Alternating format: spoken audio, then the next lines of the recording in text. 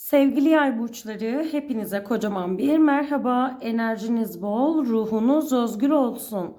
Bu açılıma başlarken evet yine o derin, o karmaşık konuları ele alacağız. Ama unutmayın, bu açılım bir uyarı değil, bir güç çağrısı olacak. Bugün burada yay burcunun o efsanevi ısrarını, kararlılığını göreceğiz aslında. Bir süredir hayatınızda hissettiğiniz o baskı, o yeter artık dediğiniz durum, biliyorum. Aynı senaryolar sizi yordu. Hayatınızda adeta bir kılıcın keskinliğiyle davranmanız gereken o manipülatif gölgelerin artık son bulacağı eşikte duruyorsunuz diyebiliriz. Ki zaten bu açılıma denk geldiyseniz o işe çoktan geldiniz. Bu sıradan bir okuma değil, bu gerçekleri yüzünüze vuran, sizi sömüren enerjiyi netleştiren ve size şimdi gitme ya da bırakma zamanını ifade eden bir açılım olacaktır. Unutmayın sevgili yaylar, evren sizi yeni başarıya hazırlıyor. Ama bu başarı geçmişin yüklerini omuzlarınızdan attığınızda sizlere gelecek. Hazır olun. Şimdi sizler için kartlarımı açacağım. Bakalım yay ve yükselen yay burçları için hangi kartlar bize rehberlik edecek? Sizler sıkılmayın diye ben kartlarınızı hemen açıverdim sevgili yay burçları. Burada baktığım zaman adeta böyle savaşçı ruha sahip bir enerji hissediyorum. Böyle etrafındaki herkesi dinleyen, yorgun, yaralı ama asla pes etmeyen bir ruh görüyorum. Bu sizin aslında şu anki mevcut enerjinizi gösteriyor. Sanki böyle bir süredir savunmadaydınız ve bu sizi çok yordu. Bu konu herhangi bir şey olabilir. Yani bir mahkemelik konu, işte çocuklarla alakalı konular, bir mücadele ya da aileler arası maddi manevi bir miras meselesindeki savaşçılık, kendini işte aile fertlerine ispat etme, çevresindekilere bir şeyleri ifade etme ya da ortadaki bir huzursuzluğu yok etmeyle alakalı. Burada büyük bir mücadele veriyor aslında kartınız. Evet, çok yorulmuş olarak görüyorum sizi. Ama şunu bilin ki hangi konuda mücadele ettiyseniz bu noktada aslında istediğinizi alıyorsunuz. Yani bu mücadele boş değildi diyebiliriz. Burada maddi iş ya da kariyer alanında açılan kart aslında güzel bir kart. Bence maddi bir konuyla alakalı bir mücadele de olabilir ve bu size diyor ki bir başarı geliyor hayatına. Evet, sen zaten bunu hak ediyorsun. Sen de bu maddi potansiyeli kaldırabilecek potansiyel var, güç var. Senin zaten hak ettiğin bu. Belki şu an zaten bu konuma geldin ve bu durumu kaldırabilirsin. Maddi olarak bir güvence ya da iş ve kariyer alanında bir yükselme sizlere görünüyor. Ya da şu an zaten o yükselmeyi muhtemel ki yaşadınız. Yani bunu kaldırabilecek olgunluğa eriştiğinizden de bahsediyor aslında kartınızın mesajı.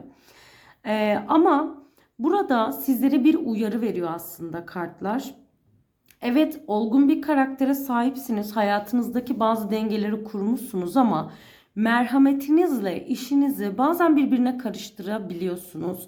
Hali hazırda böyle bir başarı kapıdayken duygusal zekanızı daha çok sert kararlar almak için kullanmanız gerekiyor. Bu dönem yumuşamak size iyi gelmeyecek. Biraz daha net ve keskin kararlar alın diyor aslında kartlarımız size. Burada hemen onun akabinde gizlenen bir gerçeklikten bahsediyor kartlar. İşte değnek beşlisi ve kılıç yedilisi ters olarak açılmış. Tabi burada bir zafer değil, ihanetin ta kendisi duruyor. Hani bu sömürülme, manipülasyon hissi var ya içinizdeki son zamanlarda. Bunun asıl nedeni birilerinin arkanızdan bir takım sessiz planlar yaptığından kaynaklı olarak görünüyor. Kimin size böyle yaklaştığını aslında görün diyor kartlar size ki bence bunları tahmin ediyorsunuzdur da belki konduramıyorsunuz belki de Bir şekilde görmek istemiyorsunuz gibi bir şey var. Ama bu kartlar size net bir uyarı getiriyor. Arkandan kuyunu kazan, o enerjiyi gör, hisset ya da o enerjiyi açığa çıkar diyor. Çünkü ancak bunu sen istersen açığa çıkarabilirsin. Bu yüzden çevrendeki yılanı tespit etmen gerektiğinden bahsediyor kartlar.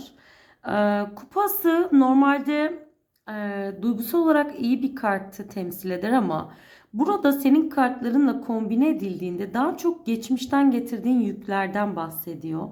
Aşırı duygusal coşku ve hep yeniden başlama hevesi görünüyor. Belki bu dönemde de yeniden başlama ya da işte saf sevgiye yaklaşma gibi durumlar görünebilir. Ama bu kupanın içine hep birileri zehirlendi. Yani senin hep bu yeni başlangıç isteklerini, hep bu saf sevgini sanki birileri hep sömürdü gibi hissettiriyor kartların enerjisi. Artık burada kartlar sana diyor ki geçmişteki hatalı, duygusal yatırımları bırak. Bu sefer aklını kullan. Çünkü bunun şu an tam vakti. Duygusal ilişkin zaten bir savaş alanına dönmüş olarak görünüyor. Değnek beşlisi yine bunu burada bize net bir şekilde gösteriyor. Bitmek bilmeyen bir gürültü, bir tartışma, herkesin kendi haklılığını kanıtlama çabası.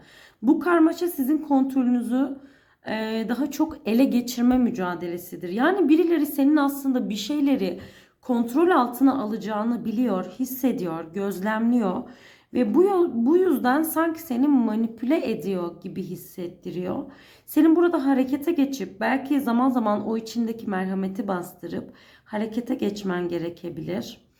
Burada bırakamadığın bir şeyler var. Hani böyle gitmek istesen de sanki gidemiyor gibisin.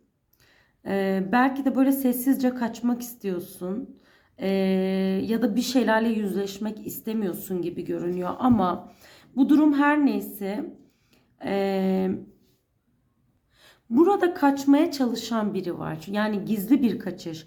Bu ya sensin ya da senden kaçmak isteyen birinin enerjisini temsil edebilir. Ani bitişler veriyor, ani kararlar veriyor. Burada aslında senin şöyle bir enerjiyle ifade edebilirim. Yani belki sen, belki karşındaki kişi bir şeyleri bitirmek için mücadele ediyorsunuz ama bunun asıl kaynağını sen zaten biliyorsun. Ve yine burada Aziz kartınız ters olarak açılmış. Sen de bu dönemde aslında şey görüyorum biraz. Hani herkes ne der? Düşüncesi, aile düşünceleri, gelenekler ya da hayatınızdaki o kişinin size dayattığı tüm kurallar. Artık bunları reddet diyor artık kartlar sana. Senin için bence kılıcın keskinliğiyle davranmak, hayatının direksiyonuna geçip bazı kontrolü ele almak, herkesin senden beklediği o yumuşak yolu bırakıp sıra dışı bir karar almak senin hayrına olacaktır. Bu dönemde net bir karar ver diyor. Bu sefer soğuk ve duygusuz olan ama mantığını çalıştıran sen ol diyor. Ve verdiğin karardan asla geri dönme diyor. Bu arada varsa bir kutlama gibi bir durumunuz, bir eğlence vesaire bir şey, iptaliyle alakalı bir haber de gelebilir. Bu dönemde yine çevrenizde bir takım küslükler, yanlış anlaşılmalar, yanlış anlamalar olabilir diyor kartlarınızın enerjisi. Yine böyle kendinizi yalnız gibi hissedebilirsiniz. Ya da bu hayatınızdaki net keskin kararlar alıp biraz karakter değişikliğine gidince, karakter demeyelim ama bu duygu değişikliğine gittiğiniz zaman şöyle insanların sizden bir uzaklaştığını görebilirsiniz ki zaten birileri sizden uzaklaşıyorsa zaten olmaması gereken bir kişidir. Yani hayatında zaten olmaması gereken bir kişidir.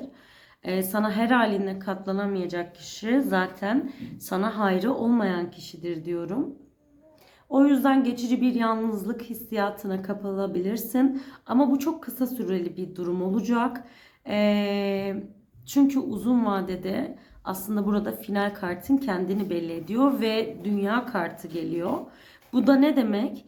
Tüm zorlukların, tüm ihanetlerin, tüm net ve sert kararların sonunda bir tamamlanma, ruhsal tatmin ve en önemlisi özgürlük. Sen yay burcusun ve zaten senin asıl yaşam amacın özgürlük. Le gelen bir döngüyü kapatacağından bahsediyor ve başarı kesin olarak görünüyor. Ama bu başarı ve özgürlük sana ancak nasıl gelecek? İşte sen cesaretini toplarken, net keskin kararlarını alırken sana ancak gelecektir gibi görünüyor sevgili Yay burcu. O yüzden benim sana burada tavsiyem gücünü toplaman gerektiğinden geliyor. Gücünü topla, kararlarını net al diyor aslında kartların. Bir de yine yakın dönemde bir de üstünüzde nazar mı var? Ay konuşamadım da bak. Üstünüzde nazar mı diyeyim? Böyle tuhaf bir enerji hissediyorum. Benim ışık devrildi mesela. Bir konuşma problemi yaşadım kısa süreli. Hadi bakalım yay ve yükselen yay burçları niyetiyle niyet ediyorum. Karma yaratmamaya niyet ediyorum. Yakın gelecekle alakalı bu destemden de sana aslında net ve keskin kararlar al kartı geliyor. Artık kendini bu çıkmazdan kurtar, bir karar ver diyor kartlar, o kafandaki soru işaretleriyle alakalı. Netleş diyor. Yani kartlar hep birbiriyle kombine geliyor farkındaysan. Artık net karar ver. Ya tamam ya devam konularına artık netleş diyor. Bunu sadece yani aşk hayatı ya da iş hayatı diye sınırlandıramayız. Bu senin zihnindeki herhangi bir konu olabilir. Bir zeytin dalı uzanıyor. Sen birileriyle net bir karar verdikten sonra başka birileriyle bir uzlaşma, yani hayatından çıkan bir şey sana yeni bir şey getirecek. Bir uzlaşma, bir barışma getirecek. Belki işte eski iş ya da yeni güzel bir iş diyor. Ve senin her şeyi aslında hissettiğinden bahsediyor. Yani neyin nasıl olacağını biliyorsun ama bile bile hala karar vermekten kendini alıkoyuyorsun. Bu nasıl nedenine el alem ne der? Bunu yapma kendine lütfen. Bir de hayatına tutku enerjisi geliyor. Hadi bakalım hayırlara vesile olsun. Bugünlük bizden bu kadardı. Sürçülisan ettiysek affola. Videomu beğendiyseniz beğenmeyi, kanalıma abone olmayı unutmayın. Hoşça kalın, sevgiyle kalın.